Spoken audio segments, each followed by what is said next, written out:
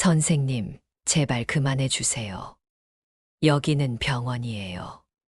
간호사들이 보면 어쩌려고 그래요. 진짜 여기서 하려고요. 응급실 당직실에서. 내 목소리는 떨리고 있었지만 내 손은 이미 그의 가운 단추를 풀고 있었다. 새벽 3시 응급실 당직실. 출입문엔 자동 잠금이 걸려 있고 그 안에서 벌어지는 건 의료 행위가 아니었다. 책상 위로 흩어진 환자 차트들, 바닥에 떨어진 내 카디건, 그리고 숨을 죽인 채 서로의 이름을 속삭이는 두 사람. 나는 남편의 절친한 친구였고, 그는 내 남편의 20년 지기의대 동기이자 응급의학과 과장이었다. 어쩌다 우리가 이 선을 넘게 되었을까? 6개월 전엔 그저 같은 병원에서 일하는 동료였다. 야근 중 함께 마시는 커피, 힘든 응급 상황에서 나누는 위로의 말들 속에서 서로의 외로움을 천천히 알아가기 시작했다. 그리고 4개월의 감정적 교류 끝에 어느 날 병원 주차장 그의 차 안에서 조용히 입술을 맞췄다. 그날 이후 응급실 당직실도 병원 근처 조용한 카페도 때로는 호텔도 우리만의 비밀 공간이 되었다. 가장 믿었던 20년 친구, 가장 사랑했던 아내. 그 두 사람이 만든 배신의 이야기가 지금부터 시작된다. 과연 사랑 앞에서 우정과 도덕은 무너져도 되는 걸까요? 여러분이라면 어떤 선택을 하셨을까요? 댓글로 여러분의 생각을 들려주세요. 그리고 좋아요와 구독 버튼도 꾹 눌러주시면 다음 이야기를 더욱 흥미진진하게 들려드릴 수 있습니다. 모든 것은 6개월 전 3월의 어느 오후에 시작되었다. 내 이름은 한서진, 36세. 20년 차 간호사다. 그리고 내 남편 김태호의 의대 동기이자 절친한 친구인 박민우 과장과 지금 이런 일을 벌이고 있다. 서진 씨, 응급실 발령 축하해요. 처음엔 힘들겠지만 제가 최대한 도와드릴게요. 박민우 과장이 차트를 정리하며 미소 지었다. 40대 중반의 나이에도 불구하고 여전히 매력적인 남자였다.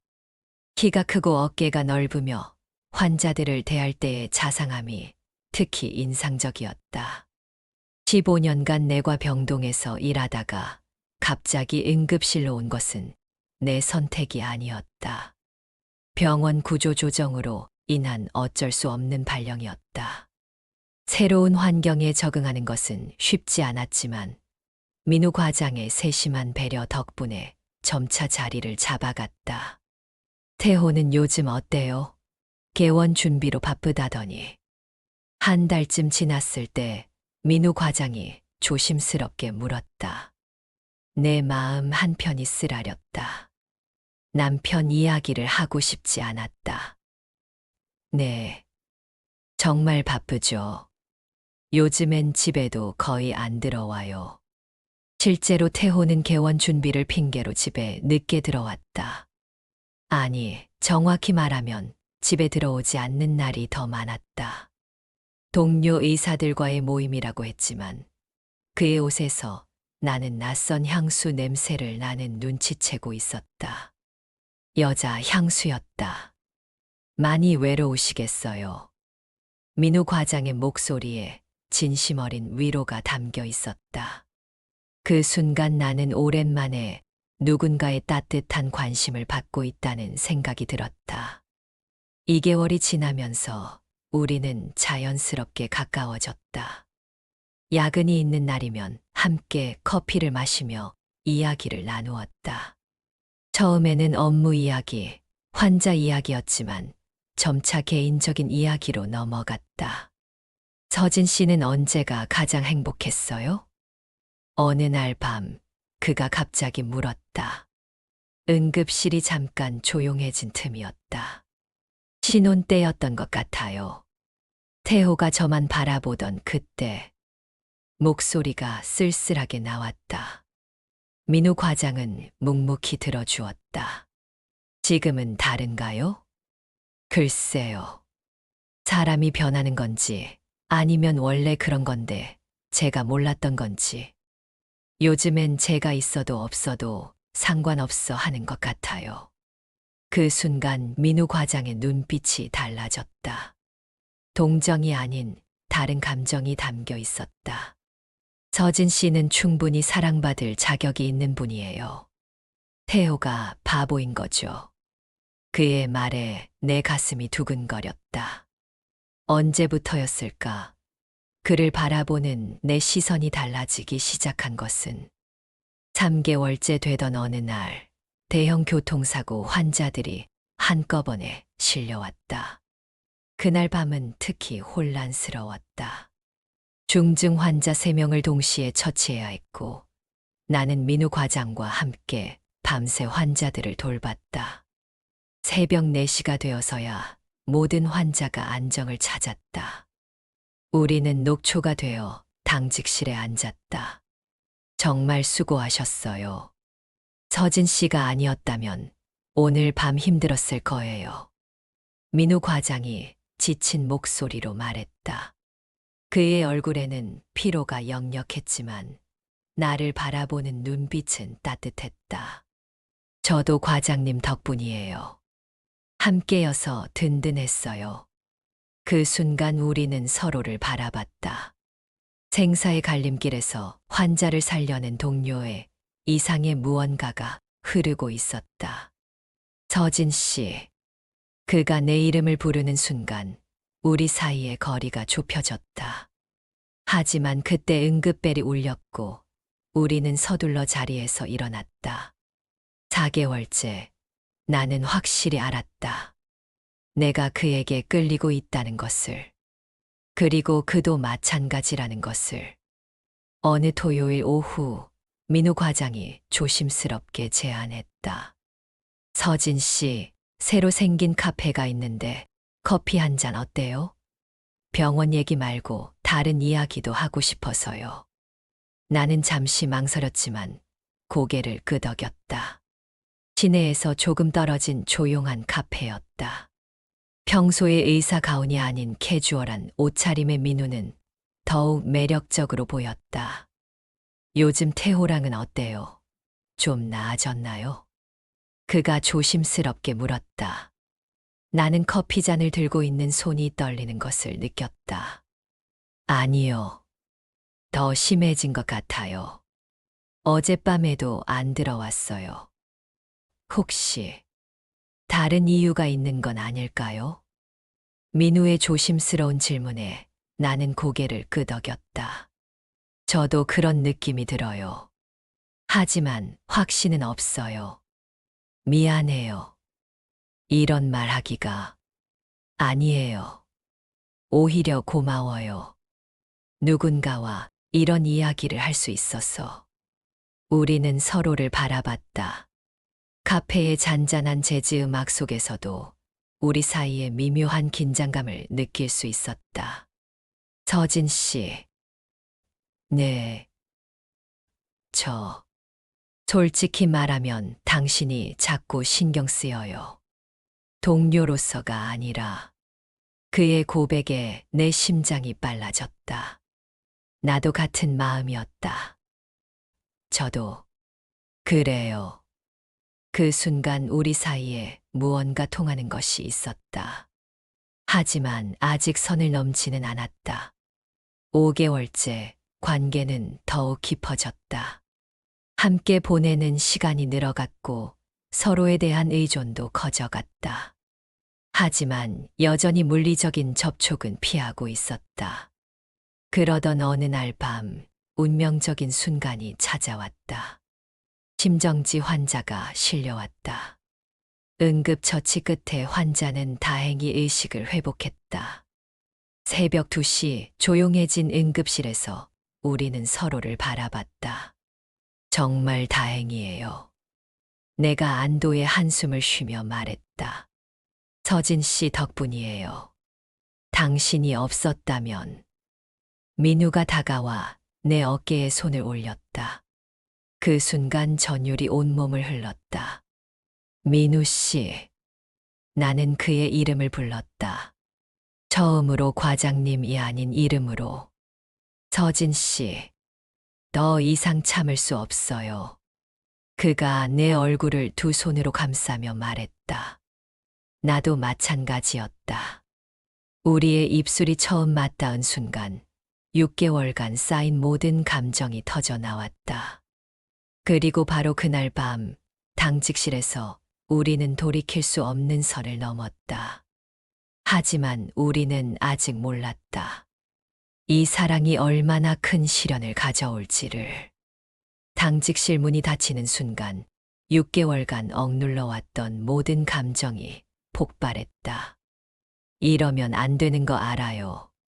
내가 떨리는 목소리로 말했지만 동시에 그의 가슴팍에 손을 올리고 있었다.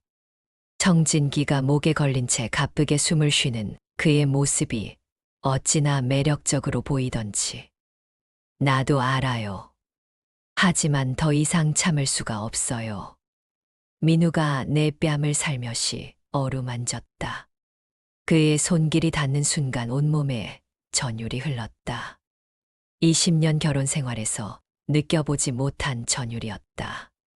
서진 씨, 당신이 얼마나 아름다운지 모르시나요? 그의 속삭임에 나는 눈을 감았다. 태호는 언제부터인가 나를 여자로 보지 않았다. 그저 아내, 간호사, 집안일 하는 사람 정도로만. 하지만 민우의 눈빛에는 한 여자를 향한 간절함이 담겨 있었다. 우리의 입술이 다시 맞닿은 순간 마치 시간이 정지한 것 같았다. 부드럽고 따뜻한 감촉. 6개월간 기다려온 순간의 달콤함. 내 가슴이 터질 것 같았다. 민우 씨. 나는 그의 이름을 부르며 더 깊이 그의 품에 안겼다. 그의 체온이 내 온몸으로 전해졌다. 가운 너머로 느껴지는 단단한 가슴 근육, 목덜미에서 나는 은은한 애프터쉐이브 향. 6개월 동안 매일 당신을 안고 싶었어요. 그의 고백에 내 마음이 무너졌다. 나도 같은 마음이었으니까. 그의 손이 내 머리핀을 하나씩 빼기 시작했다. 긴 머리카락이 어깨로 흘러내렸다. 평소 단정하게 올려 묶고 다니던 머리를 푸는 순간 나는 간호사 한서진이 아닌 그저 한 여자가 되었다. 당신의 머리카락에서 라벤더 향이 나요. 그가 내 머리에 얼굴을 묻으며 깊이 숨을 들이켰다. 샴푸 향에 취한 듯한 그의 모습에 나는 더욱 흥분되었다. 민우 씨, 정말 괜찮을까요? 마지막 이성의 끈을 붙잡으며 물었지만 내 몸은 이미 그에게 밀착되어 있었다. 새벽 3시예요. 아무도 오지 않아요. 그리고 그가 잠시 멈추더니 진지하게 말했다. 더 이상 숨길 수 없어요. 당신을 사랑해요. 그 고백에 나는 눈물이 날 것 같았다. 언제부터인가 태호에게서 들어보지 못한 말이었다. 그가 내 간호복 단추를 하나씩 풀기 시작했다. 형광등 불빛 아래 드러나는 내 어깨선. 그의 눈빛이 어두워졌다. 정말 아름다워요. 태호는 정말 바보예요. 그의 입술이 내 목선을 따라 부드럽게 스쳤다. 나는 작은 신음을 참을 수 없었다. 너무 오랜만에 느끼는 남자의 애무였다. 아, 민우 씨. 내 목소리도 어느새 거칠어져 있었다. 그의 손길이 점점 대담해졌다. 내 허리를 감싸며 당직실 침대로 이끄는 그의 움직임. 침대에 앉은 우리는 서로를 바라봤다. 그의 가슴이 가쁘게 오르내렸다. 나도 마찬가지였다. 20년 결혼 생활에서 느껴보지 못한 긴장감과 설렘. 그가 내 얼굴을 두 손으로 감싸며 다시 키스했다. 이번에는 더욱 깊고 격렬했다. 내 온몸에 불길이 번져갔다. 서진 씨, 당신이 얼마나 그리웠는지. 바로 그 순간이었다. 따르릉, 따르릉. 갑작스러운 호출벨 소리에 우리는 깜짝 놀라며 몸을 떼었다. 응급 환자 들어옵니다. 다발성 외상 환자. 간호사의 급한 목소리가 복도에 울려 퍼졌다. 우리는 서둘러 옷을 정리했다. 그 순간에 마법이 깨져버린 것이 아쉬웠지만 환자가 우선이었다. 나중에 꼭 이야기해요. 민우가 내 손을 꼭 잡으며 말했다. 나는 고개를 끄덕였다. 그날 이후 우리 사이에는 더 이상 숨길 수 없는 감정이 흘렀다. 함께 일할 때마다 그날 밤이 떠올랐다. 손이 스칠 때마다, 눈이 마주칠 때마다 가슴이 두근거렸다. 일주일 후 민우가 조심스럽게 제안했다. 서진 씨, 이번 주말에 시간 있으세요? 조용한 곳에서 제대로 이야기하고 싶어서요. 우리 모두 그것이 단순한 대화가 아니라는 것을 알고 있었다. 토요일 오후 우리는 시내에서 30분 거리의 작은 펜션에서 만났다. CCTV가 없는 한적한 곳이었다. 체크인할 때 민우는 가명을 사용했다. 후회하지 않을 거예요. 방에 들어서자마자 그가 마지막으로 확인했다.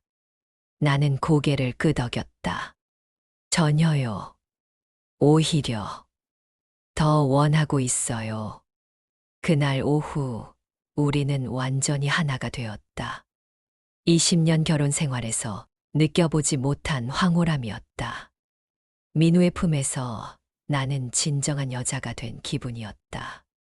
사랑해요, 서진 씨. 정말 사랑해요. 저도 사랑해요, 민우 씨. 그날 이후 우리의 만남은 더욱 잦아졌다. 하지만 병원에서는 철저히 조심했다. 민우는 응급실 CCTV 사각지대를 파악해 두었고, 우리는 그곳에서만 짧은 대화를 나누었다. 만남은 주로 병원 외부에서 이루어졌다. 시내에서 멀리 떨어진 조용한 카페, 외곽의 펜션, 때로는 민우의 집까지. 태호는 언제 들어와요? 민우가 자신의 집에서 나를 안으며 물었다. 내일 새벽이요. 출장이라고 하더군요. 하지만 나는 알고 있었다. 태호의 출장은 거짓말이라는 것을. 며칠 전 우연히 그의 휴대폰을 봤을 때 수상한 메시지들을 발견했거든. 오늘 밤도 함께해요. 당신이 그리워요. 미미수. 태호도 바람을 피우고 있었다. 하지만 이상하게 배신감보다는 해방감이 더 컸다. 이제 죄책감 없이 민우를 사랑할 수 있을 것 같았다. 태호 형도 바뀌었어요. 예전엔 그런 사람이 아니었는데. 민우가 안타까운 표정으로 말했다. 사람은 변하나 봐요. 아니면 원래 그랬는데 제가 몰랐던 걸 수도 있고요. 그로부터 한 달 동안 우리는 조심스럽게 관계를 이어갔다. 죄책감보다는 오랜만에 느끼는 사랑의 기쁨이 더 컸다. 민우와 함께 있으면 20대로 돌아간 것 같았다. 하지만 행복은 영원하지 않았다. 작은 병원에서는 모든 것이 금세 소문이 된다는 것을 우리는 잊고 있었다. 2개월째 되던 어느 날 응급실 간호사 김혜진이 수상한 눈빛으로 나를 바라보는 것을 느꼈다. 선배, 요즘 박 과장님이랑 자주 커피 마시러 나가시더라고요. 겉으로는 아무렇지 않게 말했지만 그녀의 눈빛에는 의심이 담겨 있었다. 업무 때문이야. 응급실 적응하느라. 나는 최대한 자연스럽게 대답했지만 불안감이 밀려왔다. 며칠 후 또 다른 간호사가 의미심장한 말을 했다. 저기 박 과장님 차 아니에요? 호텔 앞에서 뭐 하시는 거지? 그 순간 내 얼굴이 하얗게 질렸다. 들켰다는 생각이 들었다. 글쎄요, 저는 잘 모르겠는데요. 겉으로는 태연한 척했지만 마음속으로는 경보가 울리고 있었다.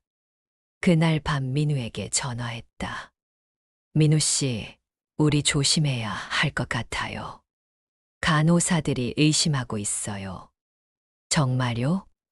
나도 요즘 시선이 따가운 것 같았는데. 어떻게 하죠? 일단 병원에서는 더욱 조심하고 만남도 줄여야 할 것 같아요. 하지만 이미 늦었다. 소문은 병원 전체로 퍼져나가고 있었다. 그리고 일주일 후 결정적인 순간이 찾아왔다. 화요일 오후 평소보다 일찍 퇴근한 나는 민우와 함께 시내의 조용한 호텔에 있었다. 태호가 이틀째 집에 들어오지 않아 마음 편히 시간을 보낼 수 있었다. 서진 씨가 웃는 모습이 이렇게 아름다운 줄 몰랐어요. 호텔 창문으로 들어오는 석양빛을 받으며 민우가 말했다. 그의 품에 안긴 채 나는 행복감에 젖어 있었다. 당신 때문이에요. 오랜만에 진짜 여자가 된 것 같아요. 하지만 그 행복도 잠시였다. 내 휴대폰이 울렸다. 태호였다. 여보, 지금 어디야?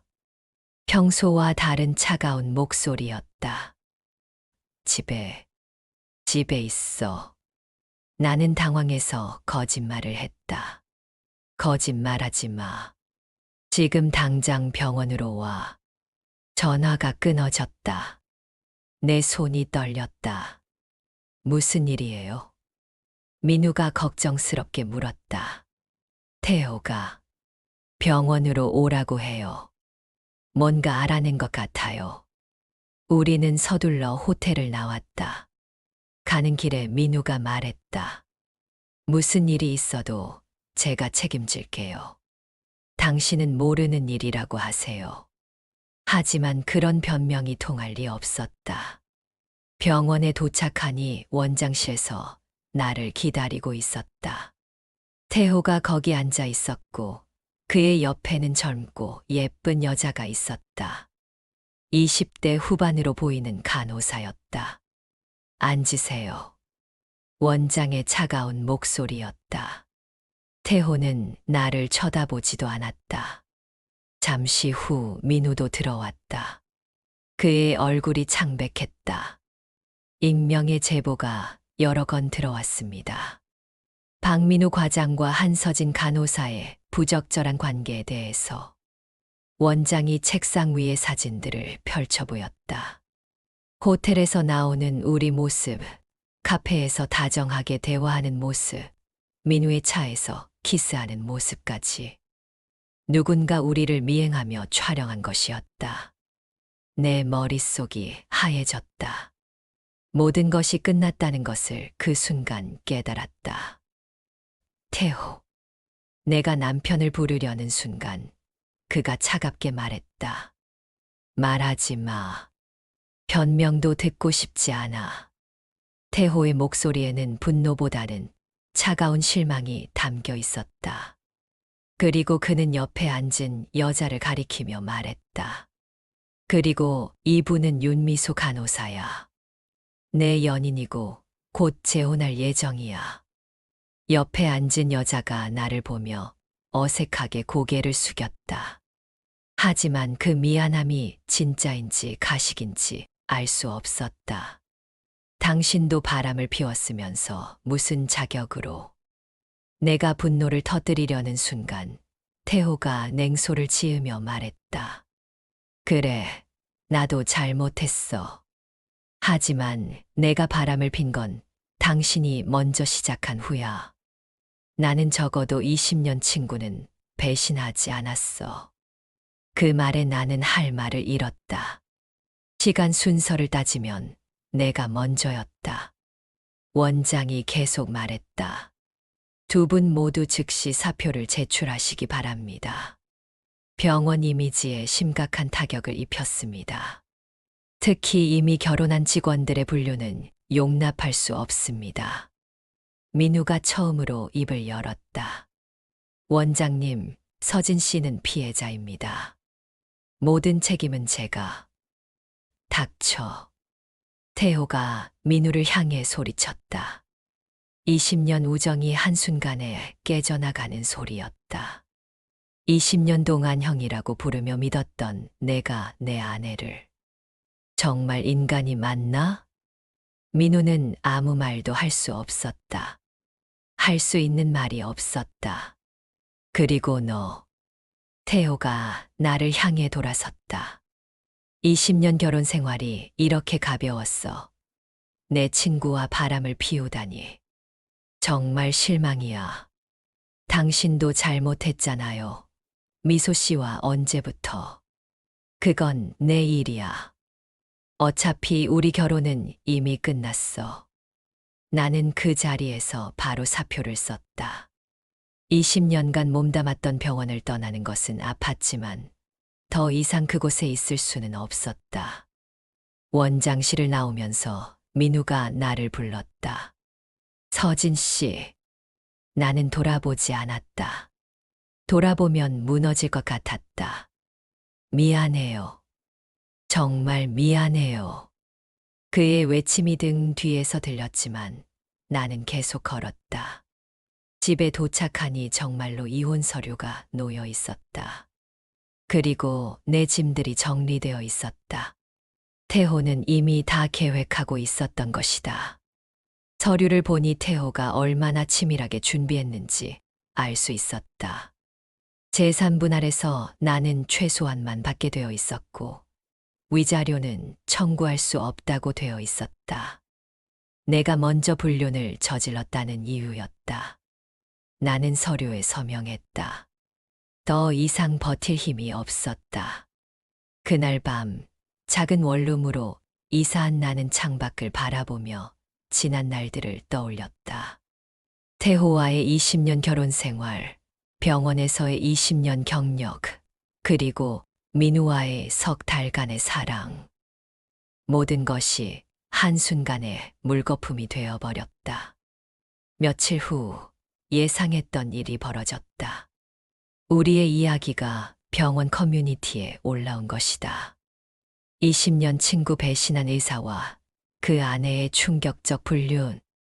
댓글들은 우리를 향한 비난으로 가득했다. 역시 요즘 여자들은 믿을 게 못 된다. 친구까지 배신하다니 인간이 아니다.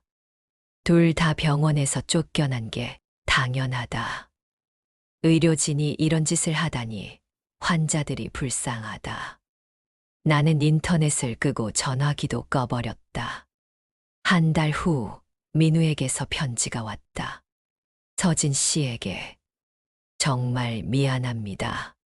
당신의 인생을 망쳐버렸습니다. 저는 부산의 한 병원으로 이직하기로 했습니다. 다시는 당신과 태호 형 앞에 나타나지 않겠습니다. 당신이 행복하기를 진심으로 바랍니다. 그리고 마지막으로 당신을 사랑했던 것은 진심이었습니다. 민우. 편지를 읽으며 눈물이 났다. 미워해야 할지 그리워해야 할지 알 수 없었다. 2개월 후 나는 서울 외곽의 작은 종합병원에서 새로 일하기 시작했다. 간호사 경력 때문에 어렵지 않게 일자리를 구할 수 있었다. 동료들은 내 과거를 모르고 있었다. 가명을 쓰고 있었기 때문이다. 하지만 가끔 온라인에서 내 이야기가 언급될 때마다 가슴이 철렁했다. 가끔 태호와 미소의 근황이 들려온다. 2달 전에 결혼했다고 한다. 행복해 보인다는 소문이다. 민우는 부산에서 잘 지내고 있다는 소식을 간접적으로 들었다. 다시 연락하지는 않았다. 서로에게 상처만 될 뿐이니까. 6개월이 지난 지금 나는 혼자서 새로운 삶을 시작하고 있다. 36세에 다시 시작하는 인생. 후회하느냐고 묻는다면 복잡하다. 민우와의 사랑은 진심이었다. 그 석 달간은 정말 행복했다. 하지만 그 대가는 너무 컸다. 20년 결혼, 20년 경력, 그리고 모든 인간관계. 모든 것을 잃고 나서야 깨달았다. 사랑이라는 이름으로도 넘어서는 안 되는 선이 있다는 것을. 지금의 나는 조용히 살고 있다. 새로운 동료들과는 적당한 거리를 두고 환자들에게만 집중하며 살아간다. 가끔 병원 복도를 걸으며 생각한다. 만약 그때로 돌아간다면 다른 선택을 할 수 있을까? 솔직히 모르겠다. 민우와의 사랑은 그만큼 강렬했고 진실했으니까. 하지만 이제는 안다. 어떤 사랑도 다른 사람의 인생을 파괴할 권리는 없다는 것을. 그리고 배신은 언제나 가장 가까운 사람에게서 시작된다는 것을. 내 이야기는 여기서 끝이다. 아름답지도 로맨틱하지도 않은 현실적인 사랑의 대가. 여러분은 어떻게 생각하시나요? 사랑 앞에서 모든 것이 용서될 수 있을까요? 아니면 지켜야 할 선이 있는 걸까요? 댓글로 여러분의 생각을 들려주세요. 배신의 향기는 달콤하지만 그 끝은 언제나 쓰라리다는 것을 이제야 안다.